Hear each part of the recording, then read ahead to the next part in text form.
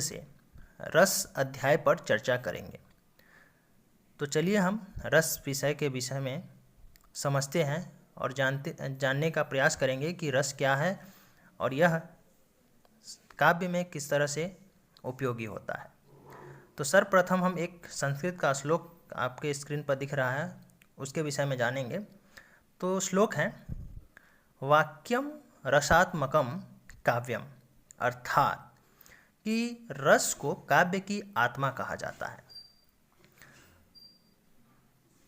तो इसमें जब हम कहते हैं कि रस को काव्य की आत्मा कहा जाता है, तो एक उदाहरण से हम समझते हैं कि किस तरह से हम रस को काव्य की आत्मा कहते हैं। तो जैसे हम मनुष्यों के लिए भोजन के बिना जो हमारा जो जीवन है, तो उसके बिना हमारा उसमें मतलब हम मनुष्य भोजन से रस मतलब स्वाद लेते हैं, उससे हमें रस का आनंद मिलता है, स्वाद का, जो कि रस है एक तरह से, तो उसका आनंद मिलता है। और अगर भोजन के बिना हम उस रस से एक तरह से अछूते हैं, वो अगर हमें भोजन नहीं मिलेगा तो क्या होगा कि हमें अपने मुख को स्वाद नहीं प्राप्त होगा।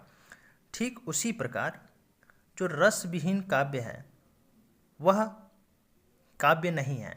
मतलब भोजन रस के बिना नीरस होता है, स्वाद के बिना वह नीरस होता है, मतलब बेकार होता है। उसको हम उसमें मतलब भोजन हमारे सामने रखा भी जाएगा और अगर उसमें स्वाद नहीं होगा तो हम उस भोजन को ग्रहण नहीं करेंगे।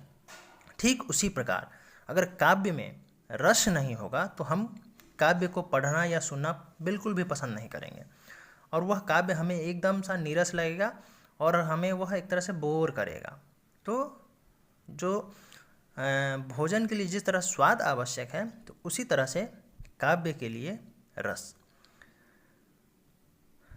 के विनियोग से ही काव्य जो है आस्वादन योग्य बन पाता है। मतलब कि जब काव्य में जब तक रस नहीं आता है तो उस काव्य में स्वाद नहीं होता है। हम उस काव्य का जो रस, जो उस काव्य का जो है जो वास्तविक अनुभव होता है कि जो भी उस काव्य में कहा जा रहा है उसका हम अनुभव नहीं कर पाएंगे। ठीक है, अब हम दूसरे श्लोक की तरफ बढ़ते हैं। तो दूसरा श्लोक है, रस्यते आस्वादते इति रसः, अर्थात जिसका आस्वादन किया जाए उसे रस कहते हैं। यहाँ आस्वादन से तात्पर्य है अनुभव करना, स्वाद लेना। तो जिसका हम स्वाद लेते हैं, जिसका हम अनुभव करते हैं काव्य में, तो वही रस है। रस काव्यानंद का एक तरह से पर्याय है। पर्याय कहने का मतलब कि उसके समान है। रस जो है, रस काव्यानंद का पर्याय है। मतलब कि काव्य में एक तरह से हमें वह आनंद जो प्रदान करता है वह रस है। तो उस रस का जो हम अनुभव करते हैं वो एक तरह से उस काव्य में वह आनंद हमें रस से ही, तो उसके समान है वह।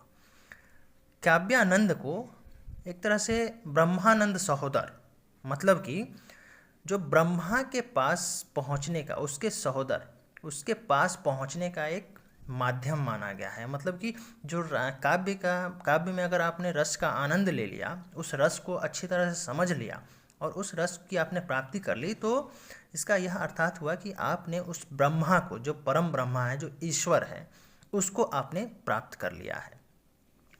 ठीक है, फिर हम इसके आगे बढ़ते हैं कि रस के अवयव क्या होते हैं।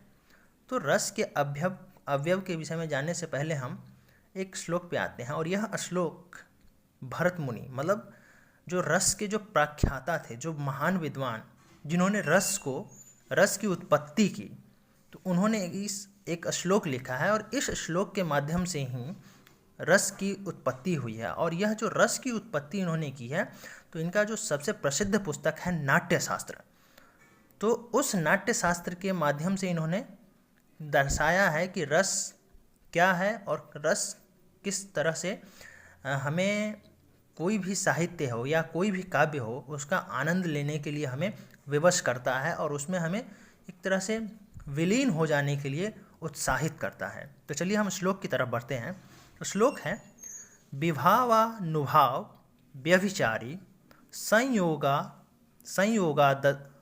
संयोगादृश निष्पत्ति। तो यह जो श्लोक है यह भरत मुनि का है। तो इसका अर्थ यह है कि जो विभाव है, यहाँ कहा गया विभाव अनुभाव, इसमें दो शब्द है, विभाव और अनुभाव।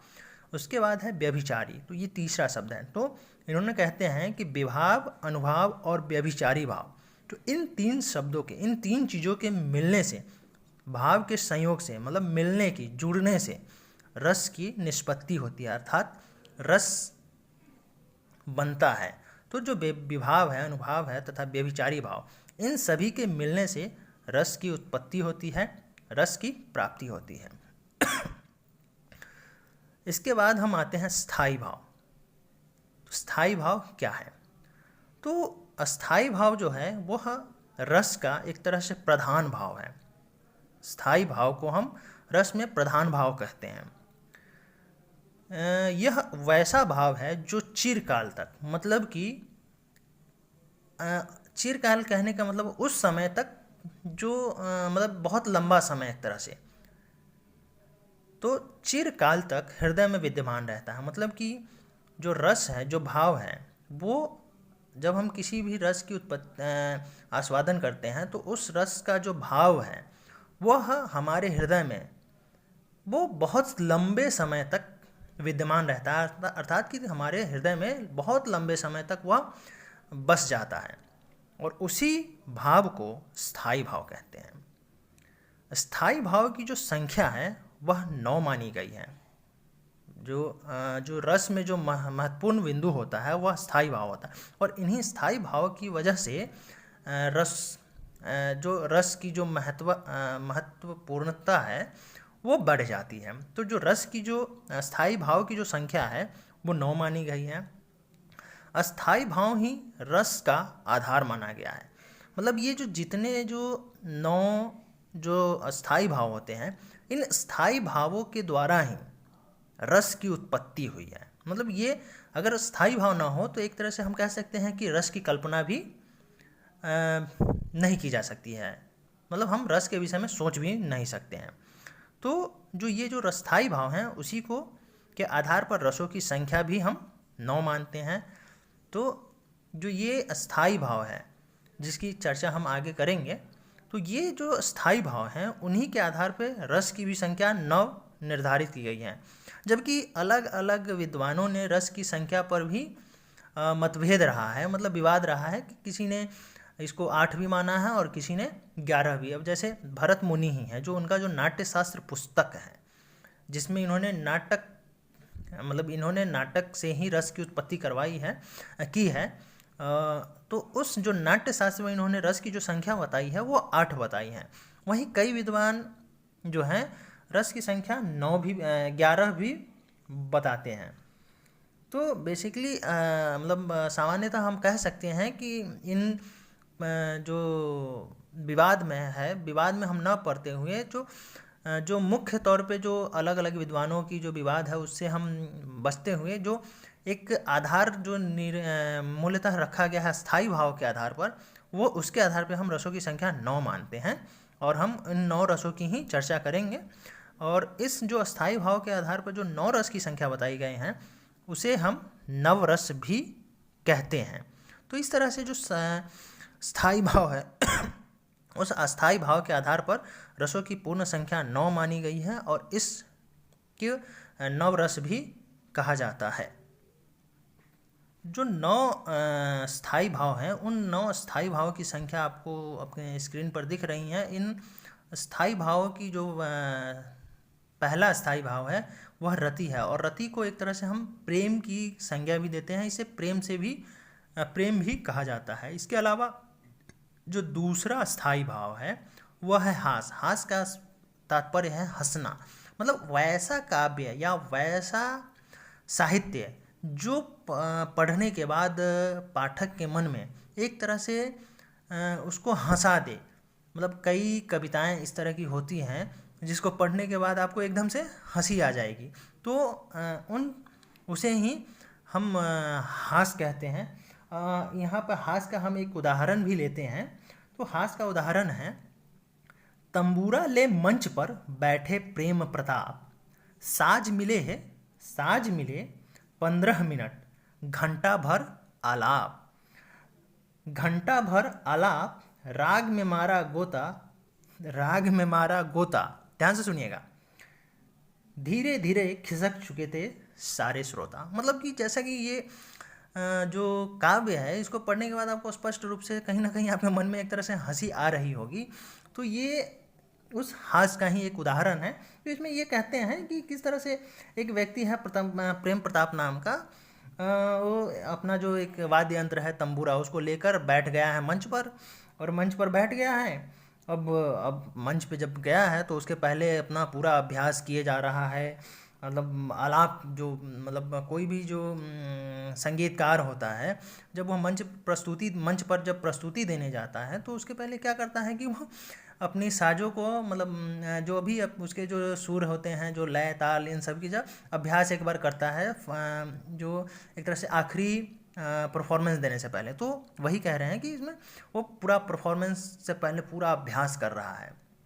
तो इसके बाद, अब ये सब करने के बाद भी, मतलब पूरा घंटा भर अभ्यास किया, राग आलापा, और जैसे ही उसने उस गाने को, जो गाने वाला था, उसमें गाने के लिए उसने जैसे ही गोता लगाया था कि उसमें डुबकी लगाया, उसमें जैसे ही उसने गाना प्रारंभ किया, तो हुआ कि जो उसके सामने, मंच के सामने जो भी सुनने वाले जो लोग बैठे थे, वो क्या हुए, उसके जो सुर है, जो सुर जो है उसका बेताल हुए जा रहा है, बिना ताल का, उसको सुन करके सारे दर्शक एक एक करके खसक लिए, मतलब वहाँ से भाग गए।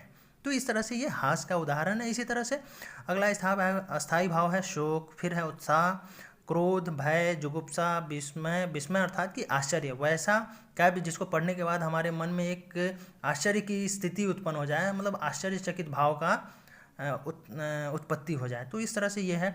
और आखिरी जो स्थायी भाव है वो निर्वेद, मतलब निर्वेद अर्थात कि वैराग्य। ऐसा काव्य जो पढ़ने के बाद या सुनने के बाद हमें, मतलब सारी जो भी हमारे आसपास की जो भौतिक चीज़ें हैं, उन सब चीज़ों से एकदम एकांत की अवस्था में ले जाए, और जो भी मोह माया है उन सब चीज़ों से दूर ले जाए, तो उसे ही हम निर्वेद या वैराग्य कहते हैं। तो इस तरह से यह अस्थाई भाव की संख्या है। तो आज के इस वीडियो में हम बस इतना ही चर्चा करते हैं।